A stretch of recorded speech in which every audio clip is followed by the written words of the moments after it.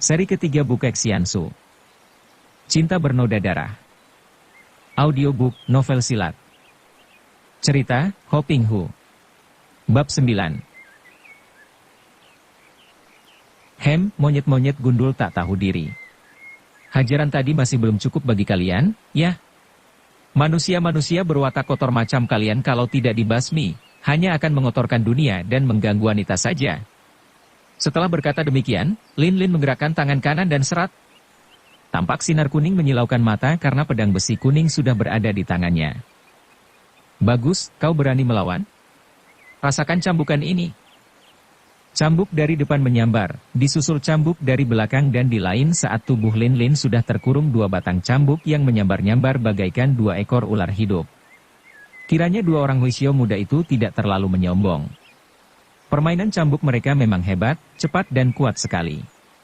Namun kali ini mereka bertemu dengan Lin Lin, yang baru saja mewarisi ilmu Hong In Ban Qin, ilmu yang membuat ia dapat mengerahkan ginkang yang hebat sehingga tubuhnya berubah ringan dan cepat laksana gerakan seekor burung walet. Betapapun cepatnya dua batang cambuk itu melecut dan menyambar, tubuh Lin Lin lebih cepat lagi bergerak, berkelebat di antara sambaran cambuk diselimuti gulungan sinar kuning dari pedangnya. Memang hebat sekali Lin Lin setelah ia mewarisi ilmu dari Kim Lun Seng Jin. Apalagi di tangannya sekarang ada sebatang pedang pusaka terbuat daripada besi aji yang amat ampuh. Dengan sinar yang menyilaukan mata, pedangnya berkelebat dan dua orang Huishio muda itu berteriak kesakitan ketika cambuk-cambuk di tangan mereka itu putus semua berikut ujung lengan baju dan sebagian daripada kulit dan daging lengan mereka, semua terbabat oleh sinar pedang yang menyilaukan dan berhawa dingin itu. Tentu saja mereka terkejut dan ketakutan, lalu melarikan diri sambil memegangi kepala seakan-akan merasa khawatir kalau kepala mereka pun akan terbabat putus. Bagus sekali. Benar-benar Kiam Hoat, ilmu pedang, yang amat indah dan lihai. Lin Lin cepat menengok. Kiranya tak jauh dari tempat pertempuran itu tampak seorang laki-laki muda duduk di atas punggung kudanya. Pemuda ini berusia 20 tahun lebih, bermuka bundar dengan jidat lebar, sepasang matanya lebar dan menyinarkan kejujuran, alisnya tebal, hidungnya agak pesek, mulutnya membayangkan keramahan. Biarpun bukan wajah yang dapat disebut tampan, namun ia tidak buruk rupa, bahkan wajahnya yang sederhana ini menyenangkan hati orang. Pakaiannya pun sederhana dan bersih, rambutnya digelung ke atas dan dibungkus sutra berkembang.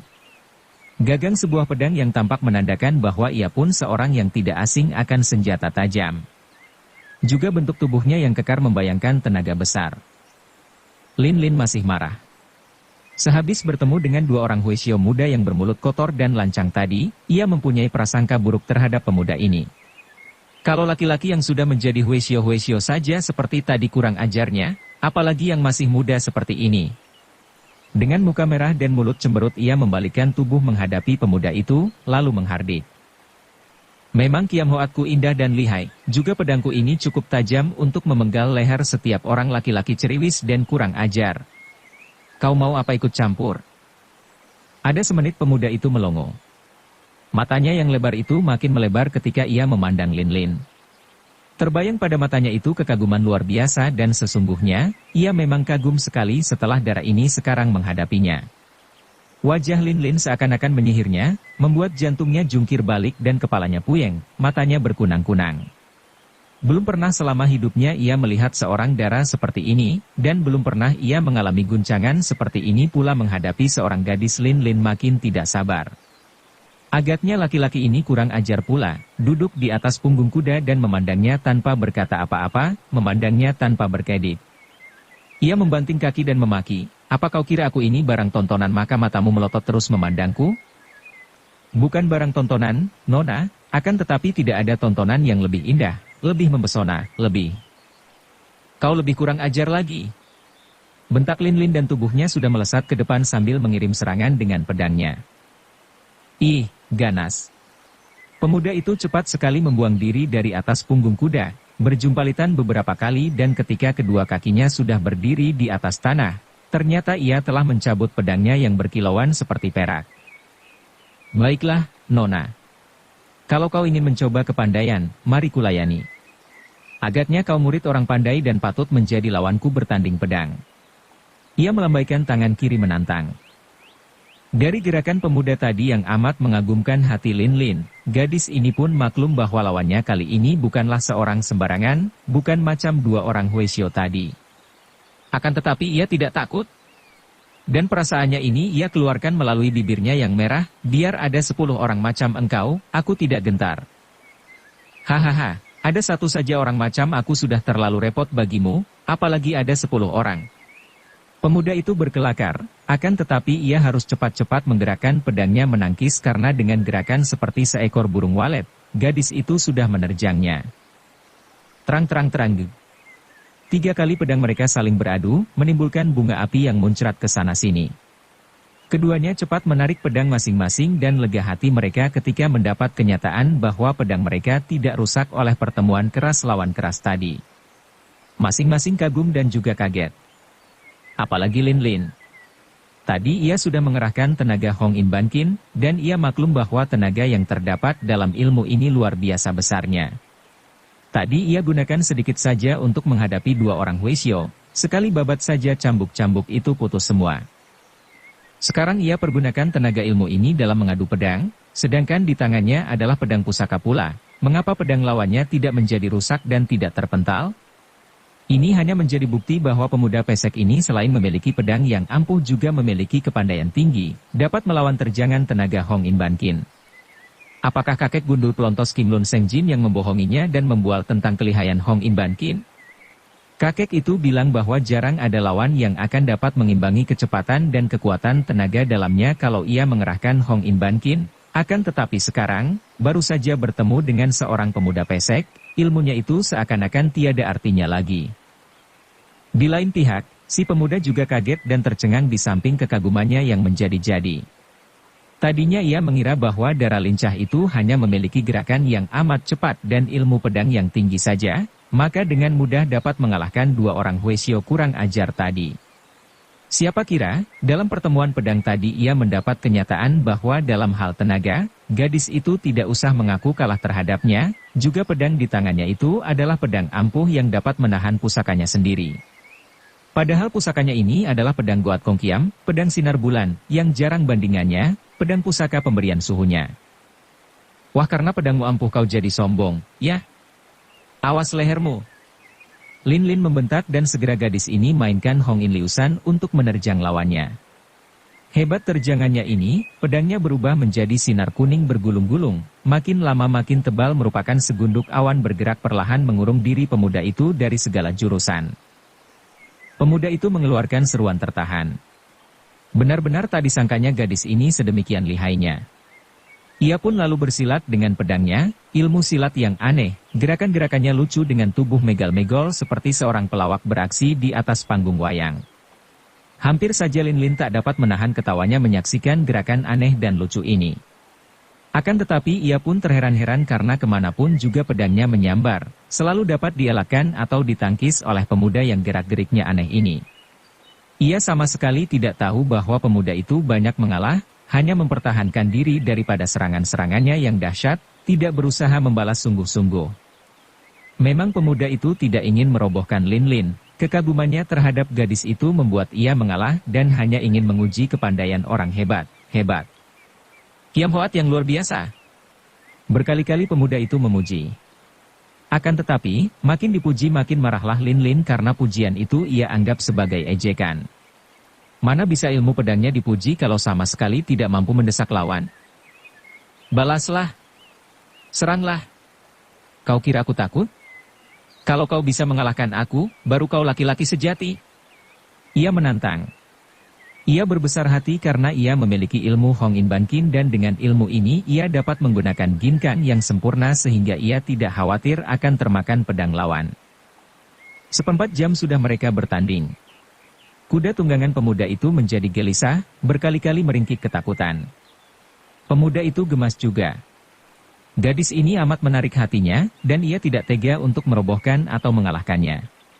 Akan tetapi kalau tidak diberi rasa, tentu tidak tahu akan kelihayannya, demikian ia pikir, bangkit harga dirinya sebagai seorang laki-laki. Baiklah, Nona, lihat pedangku. Ia memutar pedangnya cepat sekali dan mengerahkan tenaga untuk mendesak dan menindih gulungan sinar pedang lawan. Memang hebat pemuda ini. Amat kuat tenaga desakan hawa dan sinar pedangnya, mengejutkan hati Lin Lin. Namun cepat gadis ini menggunakan Hong In Ban Kin, tubuhnya begitu seakan-akan bayangan, dengan lincahnya ia menyelinap di antara sinar pedang. Sungguh pun harus ia akui bahwa semua serangannya sekarang gagal dan buyar, tidak ada kesempatan lagi, namun ia tetap dapat mempertahankan diri daripada desakan lawan. Makin keras pemuda itu menekan, makin lincah gerakan Lin Lin sehingga pemuda itu selain kaget juga heran dan bingung. Tahulah ia sekarang bahwa darah lincah ini adalah murid seorang sakti, karena hanya beberapa orang saja di dunia Kang Ou, boleh dihitung dengan jari jumlahnya, yang akan dapat menghindarkan diri daripada tekanan pedangnya seperti ini.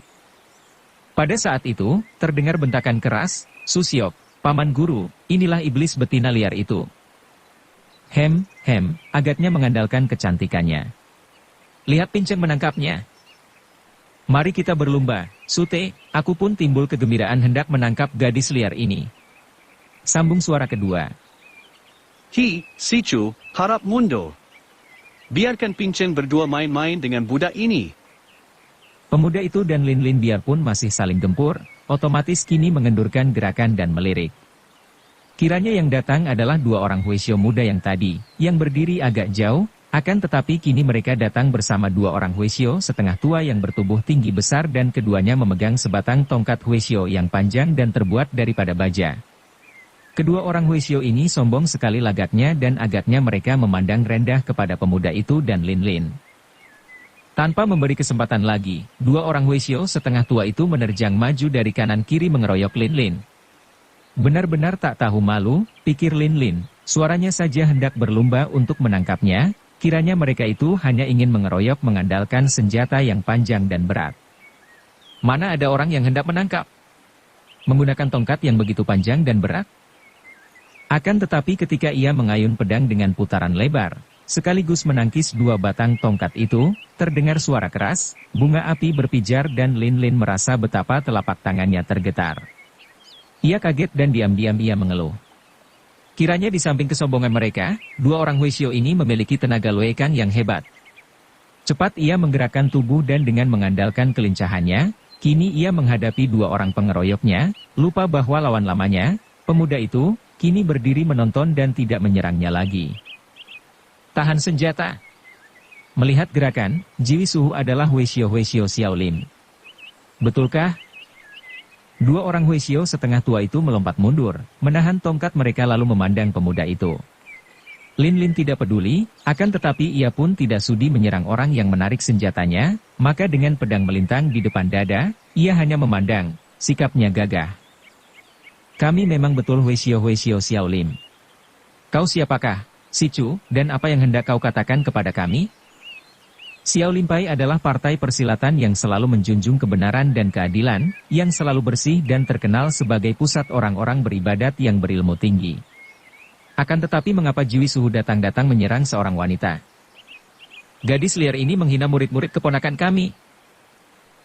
Pemutarbalikan fakta yang menjijikkan. Adalah dua orang Huisyo itulah yang kurang ajar, mengeluarkan kata-kata yang tidak sopan terhadap wanita terhormat. Jiwi Suhu akan membersihkan nama partai kalau sekarang juga memberi hukuman kepada murid-murid sendiri, daripada menyerang orang yang tidak berdosa. Orang muda, kau siapakah, berani bicara lancang, memberi kuliah kepada kami? Aku Shilai bernama Bok Liong, orang biasa saja. Akan tetapi aku mengenal baik Cheng Han Lo Suhu, dan pedangku Goat Kong Kiam ini selalu menghendaki kebenaran dibela oleh orang-orang gagah. Cheng Han Huisyo adalah ketua Xiao Limpai, maka mendengar disebutnya nama ini, kedua orang Huisyo itu menjadi kaget sekali. Mereka khawatir kalau pemuda ini akan mengadu, dan memang akhir-akhir ini banyak sekali anak buah para Huisyo yang tersesat, mabuk oleh kesenangan duniawi dan mempergunakan kesempatan selagi negara kacau dan ketua dari pusat tidak sempat melakukan pengawasan, mereka mengumbar nafsu jahatnya. Terutama sekali yang menimbulkan keadaan memalukan dan buruk ini adalah para penjahat dan pelarian yang menyembunyikan diri dengan jalan mencukur rambutnya dan memakai jubah pendeta, tinggal bersembunyi di kelenteng-kelenteng. Merekalah yang menjadi guru dan menyeret para Huisyo muda yang belum teguh batinnya dan masih lemah imannya ke jalan sesat. Dua orang Huisyo ini hanya merupakan kepala dari sebuah kelenteng kecil. Sudah terlalu lama berkecimpung di dalam keduniaan, maka hanya pada lahirnya saja seperti pendeta, namun batinnya sudah menjadi penjahat-penjahat hamba nafsu buruk. Keparat, kau benar kurang ajar. Kau kira kami takut padamu? Sute, kau hajar dia ini, biar Pinceng menangkap nona liar. Kalau tidak diberi hajaran, tidak akan kapok orang-orang muda kepala batu ini. Dua orang Huisio Xiao Limpai itu terlalu memandang rendah orang muda. Mereka mengandalkan kepandaian yang tinggi dan senjata tongkat yang berat. Pula, memang ilmu tongkat atau ilmu toya dari Xiao Limpai amat terkenal kuat. Namun, pemuda itu adalah murid orang sakti. Juga Lin Lin telah menerima gemblengan dari seorang sakti yang tingkatnya sejajar dengan ketua Xiao Limpai di pusat sendiri. Maka kalau mau dibuat perbandingan, tingkat dua orang Huisio itu masih jauh di bawah. Aku tidak ingin kau bantu. Seru Lin Lin sambil menggerakkan pedang menghadapi serangan seorang Huisio. Siapa membantumu, Nona? Aku pun diserang oleh Huisio palsu ini. Jawab pemuda yang bernama Lai Bok Liong itu sambil menggerakkan pedang pula menandingi lawannya. Pertempuran seru terjadi, terpecah menjadi dua.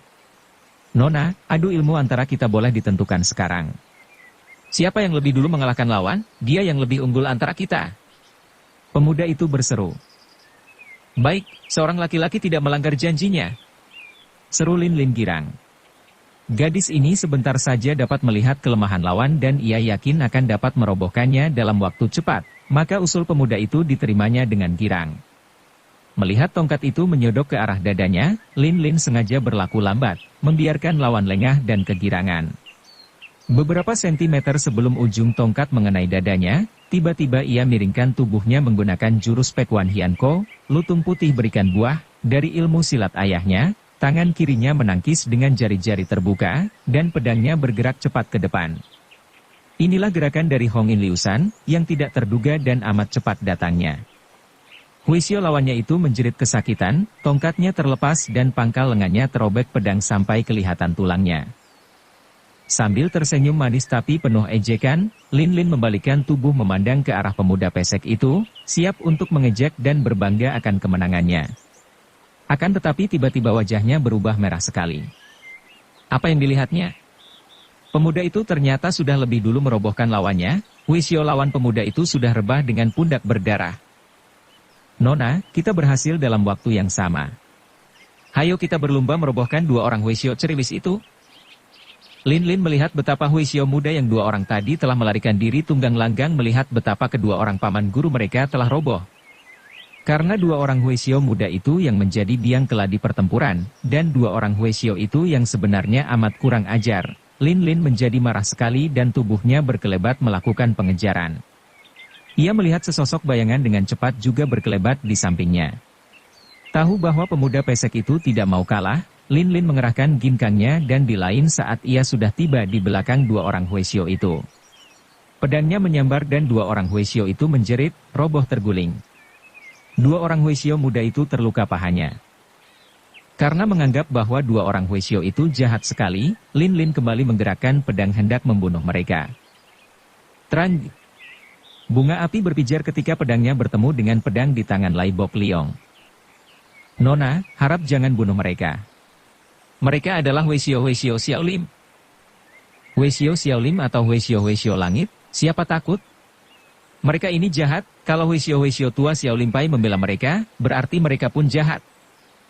Omitohut. Kasar akan tetapi harus diakui kebenarannya. Terdengar seruan suara halus dan tahu-tahu di depan mereka telah berdiri seorang Huisio tua yang putih semua jenggotnya, akan tetapi mukanya masih segar kemerahan seperti seorang muda. Huisio ini berjubah kuning, memegang sebuah tongkat pendeta dan sinar matanya berpengaruh penuh wibawa. Melihat Huisio ini, Lai Bok Liong segera mengangkat kedua tangan ke depan dada memberi hormat. Cheng Hie Lo Suhu. Kebetulan sekali Lo Suhu datang. Kami dua orang muda telah berselisih faham dengan beberapa orang anak murid Xiao Limpai, harap Lo Suhu memberi kebijaksanaan. Lai Sicu tak perlu bersikap sungkan. Pinceng yang tua sudah melihat dan mendengar semua. Memang sudah Pinceng dengar kenakalan 4 orang anak murid ini, akan tetapi baru sekarang Pinceng melihat buktinya. Kemudian ia mengalihkan pandang mata kepada Lin Lin dan berkata, Nona, kepandaianmu hebat bagi seorang semuda Nona. Memang pantas sekali pedang besi kuning berada di tanganmu. Dua orang anak murid Xiao Limpai yang durhaka ini telah melakukan kesalahan kepadamu, harap Nona sudi memberi maaf, biar Pinceng nanti yang akan menghukum mereka. Lin Lin kaget bukan main. Huisio tua ini dapat mengetahui segalanya, bahkan tahu pula tentang pedangnya, pedang curian dari gudang istana. Tentu seorang yang berilmu tinggi, pikirnya. Ia memang marah kepada dua orang Huisio yang kurang ajar itu, akan tetapi sekarang sudah ada pentolan Xiao Limpai yang mengurus dan hendak menghukum, hatinya puas. Terserah kepada Lo Suhu. Aku percaya Lo Suhu akan benar-benar memberi hukuman berat, kalau tidak, berarti Lo Suhu membantu orang jahat. Muka Huisio tua itu berubah agak pucat, akan tetapi ia hanya tertawa dan menjura. Lai Bok Liong lalu mengajak Lin Lin pergi, marilah, setelah ada Cheng Hie Lo Suhu, tentu mereka akan mendapat bagian mereka. Cheng Hie Lo Suhu terkenal sebagai pengawal tindak tanduk dan sepak terjang para anak murid Xiao Limpai dan dunia Kang Ou mengenal belaka kebijaksanaan dan keadilannya. Lo Suhu, perkenankan kami pergi. Cheng Hie Huisio menggerakkan tangannya, mengangguk-angguk. Pergilah. Pergilah dengan hati-hati, orang-orang muda. Doa restu dan berkahku mengiringi kalian berdua. Lin Lin tercengang, hendak marah kepada pemuda pesek itu. Enak saja, pikirnya, ajak-ajak seakan-akan dia itu memang teman seperjalanan. Kenal pun tidak. Akan tetapi melihat sikap Huisio yang amat halus dan baik itu, tak enak hatinya menimbulkan ribut di depannya. Ia pun mengangguk dan berjalan pergi bersama Lai Bok Liong yang menuntun kudanya. Sampai lama mereka jalan berendeng, diam saja, tidak berkata-kata, juga saling lirik saja tidak. Seakan-akan mereka saling tidak ingat lagi bahwa di sebelah mereka berjalan seorang lain. Tentu saja tidak demikian hal yang sebetulnya. Bok Liong sekaligus terbetot semangatnya oleh gadis lincah ini, dan ia berjalan sambil merenung, terheran-heran atas perubahan di dalam hatinya sendiri, mengapa ia merasakan hal yang aneh ini, hal yang selama ia hidup belum pernah ia rasai. Adapun Lin Lin, ia sedang mengumpul-ngumpulkan kata-kata untuk menyerang pemuda pesek lancang ini nanti setelah mereka jauh dari Huisio tua tadi. Setelah mereka keluar dari dalam hutan dan berada di jalan yang sunyi sekali, tiba-tiba Lin Lin berhenti dan berkata ketus, "Nah, sekarang tidak ada siapa-siapa yang akan menghalangi kita membuat perhitungan." Pemuda itu seakan-akan baru sadar dari alam mimpi. Ia menengok dan memandang dengan kaget. "Perhitungan? Perhitungan apa, Nona? Perhitungan apa?" Pura-pura tanya lagi. "Kau tadi mengajak adu cepat berlomba merobohkan dua orang Huisio ceriwis. Siapa yang menang?" "Aku." Lalu Huisio tua Xiao Limpai tadi memuji-muji dan minta maaf. "Memuji siapa dan minta maaf kepada siapa?" "Aku." "Tapi kau memerintah aku ikut denganmu." "Sombong." Bok Liong cepat menjura, sikapnya sungguh-sungguh. "Nona, harap kau tidak main-main lagi. Maafkanlah kalau sikap dan kata-kataku pernah menyinggungmu. Aku Lai Bok Liong adalah seorang laki-laki sejati, dan kulihat sepak terjangmu membuktikan bahwa kau seorang pendekar wanita yang mengagumkan. Oleh karena itu, terimalah hormatku, Nona, dan sampai mati aku tidak nanti berani mengangkat senjata terhadapmu lagi." Aku mengaku kalah dan menyerah. Watak Lin Lin memang aneh. Dalam segala hal ia selalu tidak mau kalah. Kalau orang bersikap keras terhadapnya, ia tidak mau kalah keras, kalau orang galak, ia akan lebih galak lagi. Kini Bok Liong bersikap merendah dan mengalah dengan suara sungguh-sungguh dan wajah serius, ia pun tidak mau kalah. "Nah, kau sih yang sombong tadinya. Padahal aku juga tidak mempunyai permusuhan apa-apa dengan orang seperti kau ini. Aku tahu kau bukan orang jahat, tapi, kalau aku tidak bersikap keras, orang takkan mengetahui kelihayanku. Nah, kau pun kuminta maklum saja kalau tadi aku bersikap kaku. Betapapun juga, kau telah membantuku menghadapi Huisio-Huisio kotor tadi." Jantung Bok Liong berdebar-debar. Alangkah girangnya melihat bahwa Nona yang lincah galak ini kiranya dapat juga bicara dengan baik. Ia menahan senyumnya dan berkata lagi, "Nona, terima kasih atas pengertianmu. Kita menjadi sahabat, hal yang amat kuinginkan semenjak aku melihat kau menghajar Huisio-Huisio ceriwis di hutan itu. Sekali lagi, namaku Lai Bok Liong, biarpun bukan seorang tokoh besar di dunia Kang Ou, akan tetapi aku mengenal hampir semua tokoh Kang Ou, kecuali tokoh-tokoh besar yang masih muda seperti kau. bolehkah aku mengetahui nama dan julukanmu? Terus terang saja, aku yang banyak mengenal ilmu silat, tahu akan dasar-dasar gerakan ilmu silat dari Go Bei Pai, Kunlun Pai, Xiao Lin Pai, Hawasan Pai dan banyak partai persilatan lain lagi. Sama sekali buta akan ilmu silatmu yang luar biasa tadi, Nona. Lin Lin merasa diayun-ayun di atas awan saking bangga dan girangnya mendengar kata-kata pujian yang keluar sejujurnya dari mulut pemuda itu.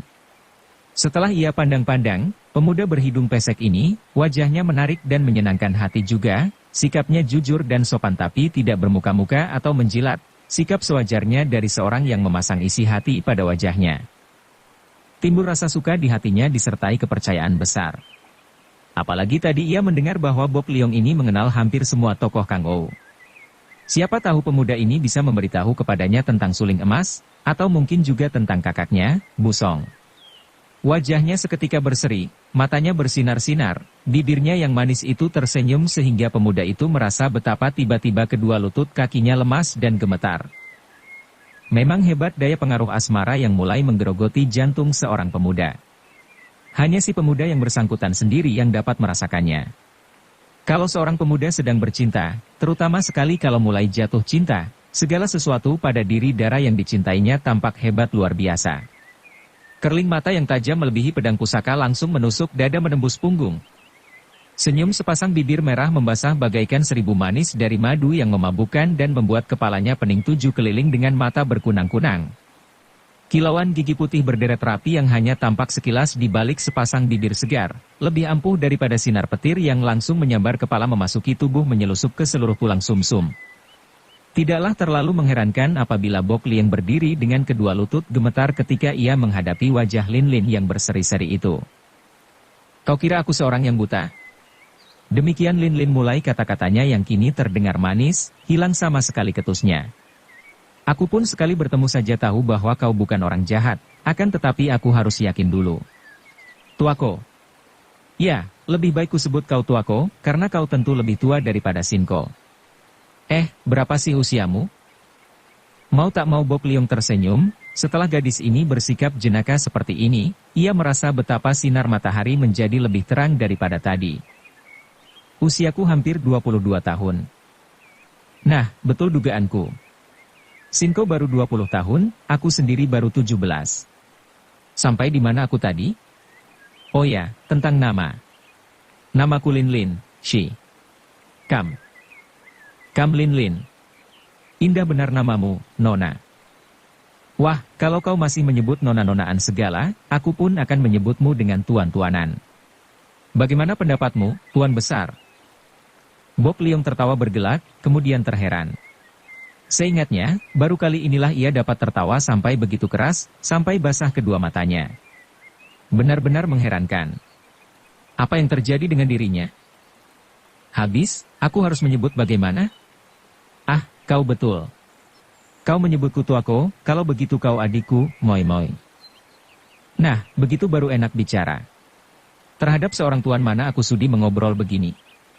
Lain lagi kalau terhadap seorang kakak. Maksudmu, terhadap seorang sahabat baik seperti kakak sendiri? Potong Bok Liong. Sama saja, apa bedanya? Tuako, kulihat tadi ilmu silatmu juga hebat sekali. Siapakah gurumu? Kalau orang lain yang menanyakan hal ini, tentu Bok Liong takkan mau menerangkannya. Selama ia berkecimpung di dunia Kangou, hanya beberapa orang tokoh besar saja yang tahu murid siapa pemuda lihai ini. Akan tetapi terhadap Lin Lin yang sekaligus sudah merobohkan jantung menawan hatinya, ia tidak berani berbohong, apalagi tidak menjawab. Ia takut kalau gadis yang sekarang sudah jinak. Dan baik kepadanya ini akan mengamuk lagi dan memusuhinya. Tidak ada malapetaka baginya di saat itu yang akan lebih besar dan hebat daripada dimusuhi Lin Lin. Nona. Lin Moi. Guruku terkenal dengan namanya yang sederhana sekali, malah sesungguhnya, orang lain termasuk aku sendiri tak pernah mengenal namanya karena ia hanya memperkenalkan Shiaitu Shigan. Karena inilah maka di dunia Kangou ia dikenal sebagai Gan Lopek, tempat tua Gan. Senyum di bibir Lin Lin melebar. Gan Lopek? Hai hi. Badut tak pernah mandi yang pantatnya besar, kumis dan jenggotnya dijadikan sarang semut, paling takut melihat cacing dan ular. Hai hik, geli hatiku kalau mengenangkan dia. Lin Lin menutupi mulut dengan tangan kiri untuk menyembunyikan tawanya. Bok Liong membelalakan kedua matanya yang lebar. Apa? Kau pernah melihat suhu? Lin Lin menggeleng kepala, menahan kekehnya. Agak lama baru dia dapat bicara. Aku hanya mendengar ceritanya dari kakek gundul pacul. Wah, kakek dan aku tertawa-tawa sampai perutku menjadi keras dan kakek jatuh terguling dari atas cabang pohon. Kembali Lin Lin tertawa terkekeh-kekeh dan diam-diam Bok Liong menjadi tak senang hatinya karena merasa betapa suhunya, orang yang ia anggap paling hebat di dunia ini, menjadi buah tertawaan, sungguh pun ia cukup mengenal suhunya sebagai orang yang luar biasa anehnya dan kadang-kadang membuat lelucon yang luar biasa. Kau pernah mendengar cerita tentang suhu? Dan kakek gundul pacul yang menceritakan itu, apakah dia jatuh dari cabang pohon terus mati? Tiba-tiba suara ketawa Lin Lin terhenti. Dia? Mati jatuh dari cabang? Ah, tuaku, kau benar-benar tidak mengenal dia. Dialah yang menurunkan ilmu serba kosong kepadaku, dia orang sakti seperti dewa. Mana bisa mati jatuh dari cabang? Bok Liong benar-benar tidak mengerti. Luar biasa sekali darah ini, pikirnya. Kalau kakek gundul pacul itu mengajar ilmu, berarti kakek itu guru si Nona. Akan tetapi kenapa Nona ini menyebutnya gundul pacul, sebutan yang seakan-akan mengejek dan memandang rendah? Ah, kalau begitu beliau seorang sakti? Siapakah beliau itu, atau kau juga tidak tahu namanya? Tentu saja aku tahu. Dia disebut Kim Lun Seng Jin. Kenapa kau, Liong tuaku? Lin Lin heran melihat pemuda itu meloncat seperti dipagut ular dan matanya menjadi amat bundar dan lebar. Kim Lun Seng Jin? Beliau itu guru muka? Tanya Bok Liong. Kembali Lin Lin menggeleng kepala. Bukan. Bukan guruku. Dia sahabat baikku. Makin heranlah Bok Liong. Masa, kakek sakti yang amat terkenal di dunia ini yang tingkatnya sekelas dengan gurunya, menjadi sahabat baik gadis ini? Tapi kau bilang tadi bahwa kau menerima ilmu daripadanya. Kan itu berarti bahwa dia gurumu? Bukan. Hanya kenalan biasa saja. Tapi ilmunya serba kosong memang boleh juga. Lin Lin bersikap seakan-akan hal itu merupakan hal yang bukan apa-apa. Baginya, sikap ini sengaja ia pasang. Karena melihat betapa Bok Liong terheran-heran dan agaknya amat menjunjung tinggi Kim Lun Seng Jin. Serba kosong. Aneh sekali nama ilmu itu. Tapi, Lin Moi, aku percaya bahwa ilmu yang diturunkan oleh Kim Lun Seng Jin tentulah hebat bukan main. Ah, maafkan kalau tadi aku bersikap kurang hormat. Siapa mengira bahwa kau adalah Mur? Sahabat baik Kim Lun Seng Jin Lo Cian Bui, orang tua gagah. Pantas saja beliau bisa bercerita tentang suhuku. Senang sekali hati Lin Lin, kebanggaannya bukan main sehingga ia mengangkat dadanya yang sudah membusung. Karena senangnya, ia ingin memberi sekedar hiburan kepada Bok Liong dengan kata-kata manis. Tapi kakek berkata bahwa biarpun Ganlopek itu orangnya lucu dan merupakan seorang badut besar, namun kepandaiannya hebat. Maka sekarang, melihat kepandaianmu, aku percaya akan kesaktiannya. Sekarang Bok Liong teringat akan matanya menatap ke arah pedang yang tergantung di pinggang Lin Lin. Tadi ketika mendengar ucapan Cheng Hie Hueshio tentang pedang besi kuning, ia amat terkejut. Ia mendengar pula tentang lenyapnya pedang pusaka itu dari gudang pusaka istana, dan ia tadi masih terheran-heran bagaimana pedang itu bisa terjatuh ke tangan Lin Lin. Betapapun pandainya Lin Lin, kiranya bukanlah hal yang mudah untuk dapat memasuki istana dan mencuri sebuah pedang pusaka. Akan tetapi sekarang terbukalah rahasia itu, kalau gadis itu pergi bersama seorang sakti seperti Kim Lun Seng Jin, soal memasuki istana dan mencuri pedang pusaka bukanlah merupakan hal yang aneh lagi. Akan tetapi, ia mulai mengenal watak Lin Lin dan karenanya ia tidak mau bertanya-tanya akan hal pedang itu, takut kalau Lin Lin akan menjadi curiga dan marah kepadanya. Sebaliknya ia lalu bertanya, Lin Moi, setelah kita menjadi sahabat dan kenalan sekarang, bolehkah aku mengetahui apa yang kau kehendaki sehingga kau seorang diri sampai berada di tempat ini? Hendak pergi kemanakah kau? Ini memang merupakan pertanyaan yang dinanti-nanti Lin Lin. Gadis ini sudah mengambil keputusan untuk minta bantuan Bok Liong. Kakek gundul Kim Lun Seng Jin biarpun telah mewariskan ilmu dan mengajaknya ke kota raja, malah ke dalam istana dan mencuri pedang, namun tidak berhasil menolong dia mendapatkan musuh besarnya, juga kakek angkatnya. Setelah mendengar tentang sangkaan Kim Lun Sengjin mengenal asal-usulnya dengan bangsa Hitan, makin besar keinginan hatinya untuk bertemu dengan Busong, karena dialah satu-satunya orang yang boleh diharapkan akan dapat menceritakan asal-usulnya, karena ketika ia diambil anak oleh Jenderal Kam, tentu Busong sudah besar dan dapat mengingat semua peristiwa di waktu itu. Liong Tuako, sebelum aku menjawab pertanyaan-pertanyaanmu, lebih dulu kau jawablah. Apakah kau akan suka membantuku? Tentu saja. Dengan segala senang hati aku akan membantumu. Apakah yang dapat kulakukan untukmu, Moi Moi? Tanpa syarat bagaimana? Tentu saja, aku harus mendengar dulu apa urusanmu itu dan apa yang harus kulakukan. Bibir manis itu cemberut, tapi bagi Bok Liong malah tampak makin manis.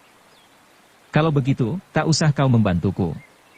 Ucapanmu itu menyatakan bahwa tidak sepenuh hatimu kau berniat membantuku. Kalau sepenuh hati suka membantu, tentu tidak akan bertanya-tanya lagi, apa saja urusannya, akan suka membantu. Merah muka Bok Liong mendengar celaan ini, dan diam-diam ia harus akui bahwa ucapan gadis ini, biarpun terdengar seperti mencari menang sendiri, namun ada benarnya juga. Baiklah, aku akan membantumu. Akan tetapi, Moi Moi, kau tentu tahu bahwa biarpun untuk kau sendiri, terpaksa aku tidak mau melakukan hal-hal yang berlawanan dengan kebenaran, ringkasnya, aku tidak mau membantu pihak yang melakukan kejahatan. Bok Liong terpaksa menghentikan kata-katanya karena seketika Lin Lin menjadi marah sekali. Gadis ini berdiri tegak, mengedikkan kepala, kedua tangan di pinggang, pandang matanya keras. Sudahlah, kita tidak jadi bersahabat. Aku tidak sudi bersahabat dengan orang yang tidak percaya kepadaku sedangkan aku amat percaya kepadamu. Tubuhnya membalik dan berkelebat pergi. Bukan main kagetnya hati Bok Liong.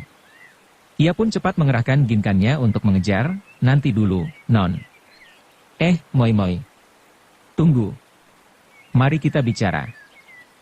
Akan tetapi Lin Lin tidak mempedulikannya, terus lari kencang. Karena ia mempergunakan ginkan dari Hong In Ban Kin, tentu saja larinya cepat sekali, mengalahkan kuda betina yang kabur dikejar kuda jantan. Dan Bok Liong sampai berkeringat karena harus mengerahkan seluruh tenaga mengejar. Lin Moi. Tunggu dulu. Aku percaya padamu. Lin Lin mendengar derap kaki kuda.